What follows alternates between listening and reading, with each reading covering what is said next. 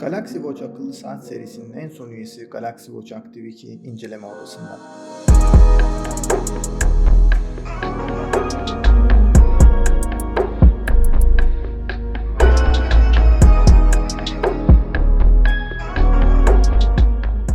Samsung'un Gear serisinden sonra isim değişikliğine gittiği akıllı saatleri artık Galaxy Watch adı altında satılıyor.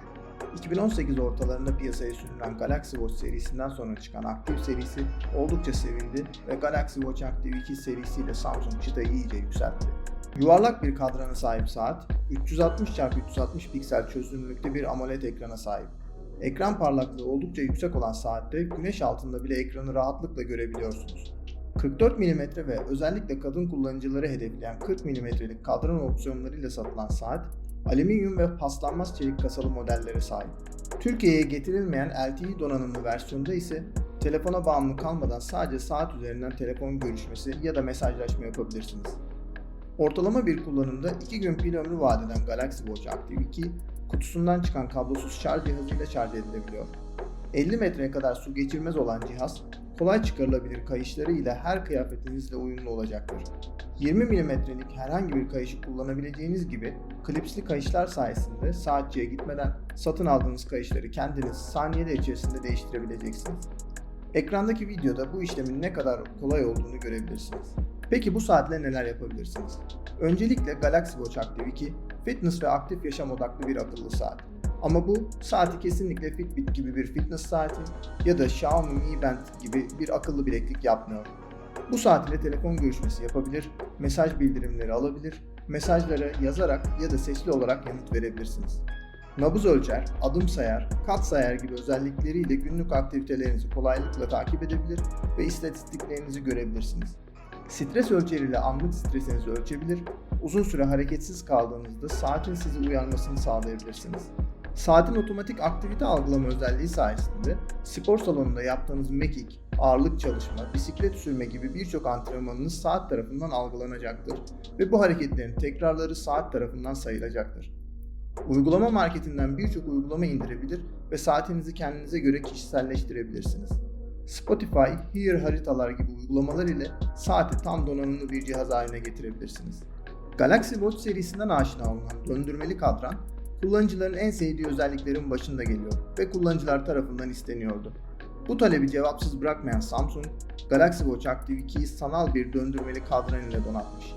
Ekranın dış kısmındaki çerçeveyi parmağınızla turladığınızda cihaz menüler arasında scroll edebiliyor. Bunu yaparken de haptik geri dönüşler sayesinde adeta fiziksel bir kadran çeviriyormuş hissi alıyorsunuz.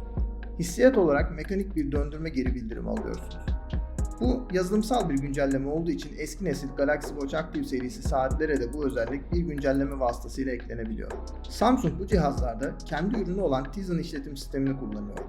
Farklı saat modellerindeki Google Wear OS işletim sistemine göre oldukça stabil bir kullanım deneyimi sunan işletim sistemi, cihazla tamamen uyumlu ve herhangi bir gecikmeye ya da tutarsızlığa sebep olmuyor. Hem Android telefonlar hem de iPhone'lar ile kullanılabilen saat, ne yazık ki kısıtlamalar sebebiyle özelliklerinin tamamını sadece Android telefonları sunabiliyor. Hatta Samsung telefonunuz varsa mesaj geri yazma gibi ekstra özelliklere de sahip oluyorsunuz. İlk versiyon Galaxy Watch ile yeni versiyon arasında kalan kullanıcılar için farklılıklardan bahsedelim biraz da. 44 mm'lik daha geniş kadran ve opsiyonel LTE bağlantısı özelliğiyle gelen Galaxy Watch Active 2, yaklaşık 600-700 TL'lik bir fiyat farkıyla paslanmaz çelik kasa opsiyonu da sunuyor. İlk versiyona göre daha tutarlı sensör ölçümü sunan Active 2, Apple Watch'larla da bulunan EKG özelliğine sahip. Video çekilirken bu özellik henüz aktif edilmese de kısa süre içerisinde Samsung tarafından aktif edileceği söyleniyor. Saatten aktif geri dönüş almak isteyen kullanıcılar için yeterli sayılabilecek bir hoparlör de eklenmiş. Kasa olarak farkı bulunmayan eski ve yeni versiyonların her ikisi de dahili GPS özelliğine sahip. Bu sayede telefonunuzu evde bırakıp koşuya çıkabilir, sonrasında koştuğunuz yerleri görebilirsiniz. Kişisel kullanım yorumlarıma gelirsek, erkek kullanıcılar için 44 mm, kadın kullanıcılar için de tercihe göre 40 mm ya da 44 mm uygun olacaktır. Bütçenizi zorlamayacak ise hem dayanıklılık hem de görünüm açısından paslanmaz çelik kasayı tercih etmeniz daha mantıklı olacaktır. Saatin bataryası Always On Display, yani ekranın her daim açık olması özelliği aktifken ve spor aktivitesi olmadan 1,5 gün civarı bir kullanım sunuyor. Tizen işletim sistemi tutarlılık ve akıcılık olarak çok başarılı. Tek dezavantajı Google servisleri yok ve dolayısıyla istediğiniz uygulamaları markette bulamayabilirsiniz. Saatin hoparlörü çok bir işinize yaramasa da yeterli. Bir diğer tavsiye ise saati bir ekran ya da kasa koruyucu ile kullanmanız. Nitekim saatin ekranı özellikle kenar bölgelerden çizilmeye meyilli. Şimdiye kadarki kullanımda genel olarak olumsuz bir durum olmadı ve saat halen memnuniyetle kullanılıyor. Akıllı saat istiyorsanız, bir Android cihazı sahipseniz ve çok fazla para harcamak istemiyorsanız, fitness ile uğraşıyor, düzenli spor yapıyor ve bu aktivitelerinizin takibi için teknoloji kullanmak istiyorsanız, Samsung Galaxy Watch Active 2'ye kesinlikle bir şans vermelisiniz. Saatle ilgili merak ettiğiniz ve öğrenmek istediğiniz tüm soruları yorumlar bölümüne yazabilirsiniz.